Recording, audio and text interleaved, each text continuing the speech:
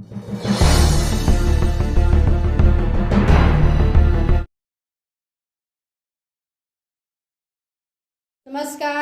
आप देख रहे हैं सीता कुमारी यादव ऑफिशियल यूट्यूब चैनल। इस चैनल पर आप सभी को बहुत बहुत स्वागत है।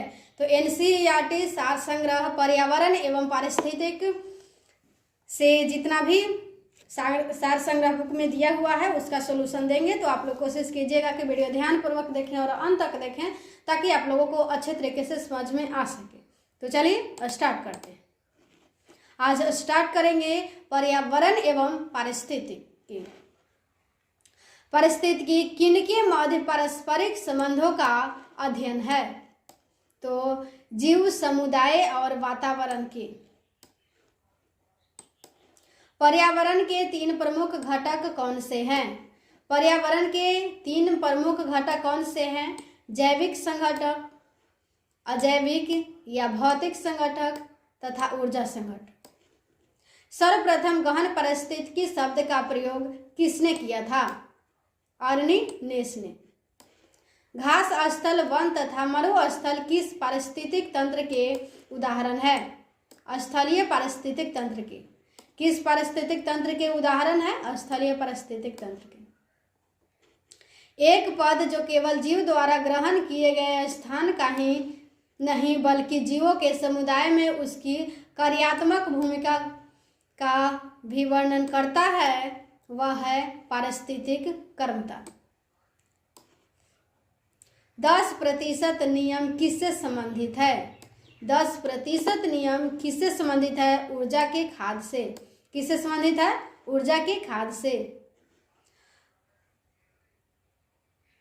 ऊर्जा की खाद के रूप में एक पोषी स्तर से दूसरे पोषी स्तर तक पहुंचने से संबंधित है। 10% नियम किससे संबंधित है? ऊर्जा के खाद के रूप में एक पोषी स्तर से दूसरे पोषी स्तर तक पहुंचने से।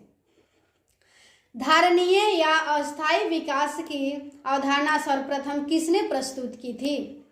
तो ब्रटलैंड कमीशन ने 1987 में प्रस्तुत की थी। किसने प्रस्तुत की थी?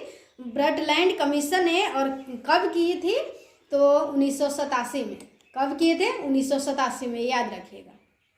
पारितंत्र में खाद्य श्रृंखलाओं के संदर्भ में किस प्रकार के जीव अपघटक कहलाते हैं? कवक जीवाणु। किस प्रकार के जीव अपघटक कहलाते हैं? कवक जीवाणु। स्थलीय पारिस्थितिकी के तंत्र में जीव भार का पिरामिड कैसा होता है? सीधा। कैसा होता है? सीधा। जीव भार का पिरामिड किस पारिस्थितिक तंत्र में उल्टा विपरीत दिशा में बनता है? जलीय पारितंत्र। विपरीत दिशा में बनता है जलीय पारितंत्र। पारिस्थितिक तंत्र में तत्वों के चक्रण को क्या कहते हैं? जैव भू रासायनिक चक्र। क्या कहते हैं? जैव भू रासायनिक चक्र। समुद्री वातावरण में कौन से जीव मुख्य प्राथमिक उत्पादक होते हैं? फाइटो। कौन प्राथमिक उत्पादक होते हैं? फाइटोप्लैंक्टन्स। क्या होते हैं? फाइटोप्लैंक्टन्स। पारितंत्र का गतिक हृदय किसे कहा जाता है? ऊर्जा प्रवाह व खनिज चक्र। किसे कहा जाता है? ऊर्जा प्रवाह व खनिज चक्र। किसी क्षेत्र के सभी जीवधारी तथा वातावरण में उपस्थित अजैव घटक संयुक्त रूप से किसका निर्माण करते हैं? पारितंत्र का। किसका निर्माण करते हैं? पारितंत्र का। पारिस्थितिकी तंत्र शब्द का सर्वप्रथम प्रयोग एजी टांसले ने किया था। सर्वाधिक अस्थायी पारिस्थितिक तंत्र कौन सा है? महासागर। कौन सा है? महासागर। जैव मंडल आरक्षित क्षेत्र नंदा देवी किस राज्य में स्थित है? उत्तराखंड। किस राज्य में स्थित है? उत्तराखंड।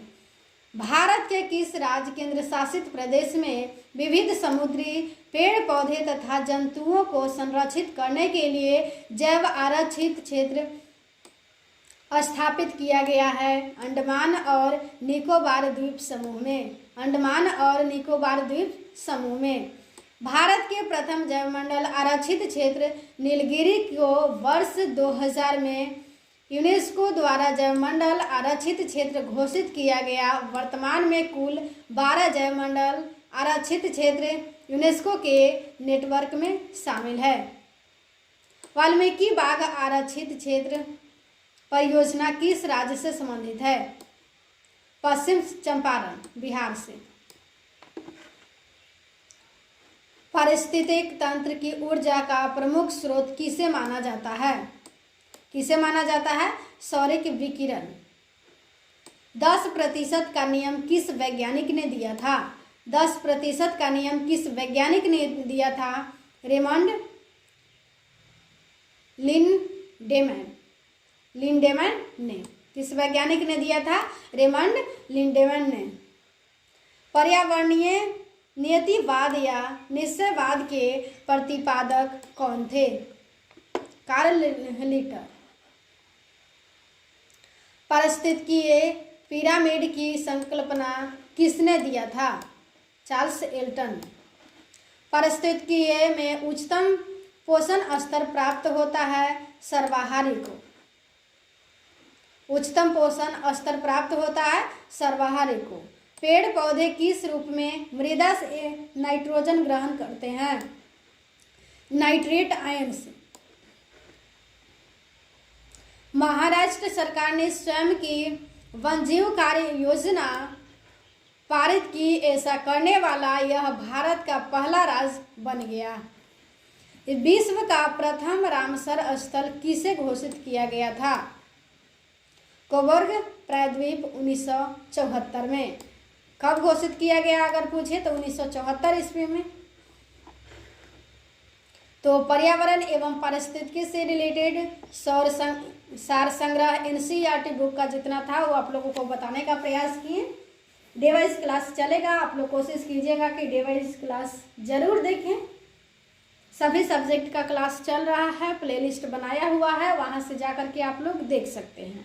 तो अगर आप लोगों को वीडियो अच्छा लगा होगा तो प्लीज़ वीडियो को लाइक करें एवं चैनल को सब्सक्राइब करें।